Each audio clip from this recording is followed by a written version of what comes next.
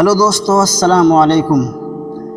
دوستو، آج میں آپ کو ایک ایسی کہانی سناؤں گا کہ ایک امریکہ کا عام سا لڑکا کیسے اپنے زمانے کا سب سے بڑا ڈاکٹر بنا۔ اس نے اپنی زندگی میں کیا طریقہ اختیار کیا، کیا رول اپنائے کہ اس کی زندگی جینے کا سلیقہ ہی بدل گیا، طریقہ ہی بدل گیا۔ میرے دوستو، دنیا آج اسے نمایاں سر انجام دیے اور کئی اعزازات حاصل کیے۔ اس کی وفات کے بعد اس کی زندگی کے بارے میں 2 جلدوں پر مشتمل جو کتاب شائع کی گئی، اس کے صفحات کی تعداد 1466 تھی۔ یہ تھے سر ولیم آسلر، اور جن 28 لفظوں نے ان کی زندگی بدل دی وہ انگلستان کے مشہور مصنف تھامس کارلائل کے الفاظ تھے۔ ان الفاظ کی مدد سے سر ولیم آسلر نے اپنی زندگی کو غموں اور پریشانیوں سے محفوظ رکھا۔ وہ معجزانہ الفاظ یہ تھے: ہمیں چاہیے کہ جو چیز دور سے دھندلی نظر آئے اس کو نہ دیکھیں، بلکہ اس چیز کو دیکھیں جو آنکھوں کے سامنے صاف نظر آ رہی ہو۔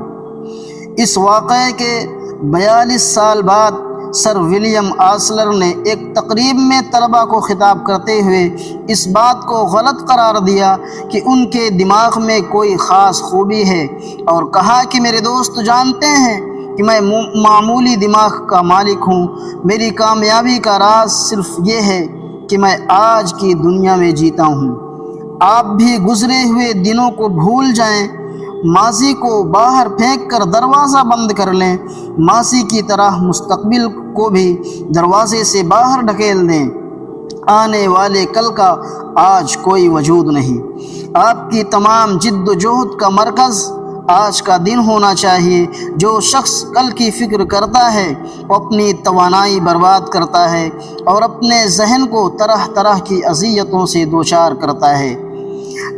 کیا ڈاکٹر آسلر نے یہ کہا ہے کہ ہم کل کی فکر بالکل نہ کریں؟ نہیں، انہوں نے یہ نہیں کہا۔ ان کا مطلب یہ ہے کہ کل کی تیاری کرنے کا بہترین طریقہ یہ ہے کہ ہم آج کے کاموں کو پوری محنت اور توجہ سے سر انجام دیں۔ امریکی امیر البحر جے کنگ نے ایک مرتبہ کہا کہ اگر بہترین انتظامات کے باوجود جہاز ڈوب چکا ہے تو میں نکال نہیں سکتا، اور اگر ڈوب رہا ہے تو میں بچا نہیں سکتا۔ اس لیے بہتر یہی ہے کہ میں گزرے ہوئے کل پر افسوس کرنے کے بجائے آنے والے کل کو مفید طریقے سے استعمال کروں۔ اگر میں گزرے ہوئے لمحوں کے بارے میں سوچتا رہوں تو چند دنوں میں مر جاؤں۔ اچھے غور و فکر سے کام سنورتا ہے، اور برے غور و فکر سے عموماً بے چینی پیدا ہوتی ہے، جس سے صحت پر برا اثر پڑتا ہے۔ ہم جب صبح کو کام شروع کرتے ہیں تو سینکڑوں کام ہوتے ہیں۔ اگر ہم ان سب کاموں کو ایک ساتھ کرنا چاہیں تو یقیناً پاگل ہو جائیں۔ آپ شیشے کی بوتل میں کنکریاں ڈالنا چاہیں تو ایک ایک کر کے ڈال سکتے ہیں، لیکن اگر آپ تمام کنکریاں ایک ہی وقت میں ڈالنا چاہیں گے تو بوتل ضرور ٹوٹ جائے گی۔ یہی اصول روزمرہ زندگی کے بارے میں بھی اختیار کرنا چاہیے، یعنی ایک وقت میں ایک کام۔ اسٹیفن لیکاک لکھتا ہے کہ ہماری زندگی عجیب و غریب ہے۔ بچہ سوچتا ہے کہ جب میں بڑا ہوں گا تو یہ کروں گا، بڑا ہو کر لڑکا سوچتا ہے جب میں جوان ہوں گا تو یوں کروں گا، اور جب جوان ہوتا ہے تو سوچتا ہے کہ جب میں شادی کروں گا تو یہ ہوگا اور وہ ہوگا، اور جب شادی ہو جاتی ہے تو سوچتا ہے کہ میں بوڑھا ہو کر آرام کروں گا، اور جب آرام کا وقت آتا ہے تو جسمانی اعضاء جواب دے چکے ہوتے ہیں۔ ایسا محسوس ہوتا ہے کہ راستے میں ہم سب کچھ دیکھنا بھول گئے اور راستہ ختم ہو گیا۔ جب زندگی گزر چکی ہوتی ہے تو معلوم ہوتا ہے کہ ہر روز بلکہ ہر گھنٹے کے ایک ایک منٹ میں زندگی بسر کرنے کو زندگی کہتے ہیں۔ حضرت عیسیٰ علیہ السلام کی پیدائش سے 30 سال پہلے مشہور شاعر ہویرس نے کہا تھا کہ انسانی زندگی کا یہ پہلو نہایت افسوسناک ہے کہ ہم سب اپنی موجودہ زندگی کو اہمیت نہیں دیتے۔ ہم سب کو دور گلاب کے پھول دکھائی دیتے ہیں، لیکن جو گلاب ہماری کھڑکی کے باہر کھلے ہوئے ہیں وہ نظر نہیں آتے۔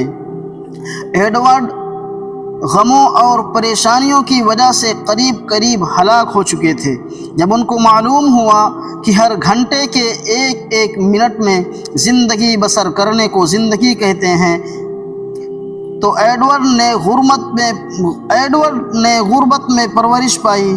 بڑی محنت کرنے کے بعد انہوں نے ترقی کی، لیکن بعض ایسے واقعات رونما ہوئے کہ انہیں پے در پے نقصان اٹھانا پڑا اور وہ بری طرح مقروض ہو گئے۔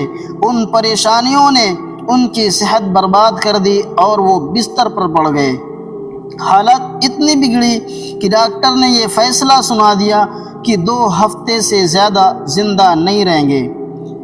مسٹر ایڈورڈ کہتے ہیں کہ میں نے وصیت لکھی اور موت کا انتظار کرنے لگا۔ میں نے سوچا کہ اب زندگی کا کھیل ختم ہو چکا ہے، لہٰذا غم دور کرنے اور پریشان ہونے کا کوئی فائدہ نہیں۔ کئی ہفتوں سے مجھے 2 گھنٹے بھی نیند نہ آتی تھی، لیکن اب جب تمام مسائل ختم ہو چکے تھے تو میں بچوں کی طرح گہری نیند سونے لگا۔ گہری نیند سونے سے میری تھکن دور ہونے لگی، بھوک بڑھ گئی، وزن میں اضافہ ہونے لگا۔ رفتہ رفتہ میری صحت حیرت انگیز طور پر ٹھیک ہونے لگی۔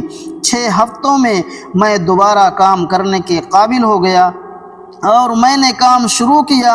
اب زندگی کے ہر معرکے کے لیے تیار تھا۔ میرے لیے کوئی غم نہ تھا۔ میں نے یہ سبق سیکھ لیا تھا کہ جو گزر گیا سو گزر گیا، چنانچہ نہ تو ماضی کا غم کرنا ہے اور نہ ہی مستقبل کا اندیشہ دل میں رکھنا ہے۔ میں نے اپنی پوری صلاحیت اپنے کام کے لیے وقف کر دی۔ آپ کو حیرت ہوگی کہ کئی برسوں بعد جب ایڈورڈ کا انتقال ہوا تو ان کا شمار امریکہ کے مشہور تاجروں میں ہوتا تھا۔ اگر ایڈورڈ کو یہ معلوم نہ ہو جاتا کہ غم اور پریشانی محض حماقت ہے اور وہ آج کی دنیا میں رہنا نہ سیکھتے تو کبھی کامیابی حاصل نہ کر سکتے۔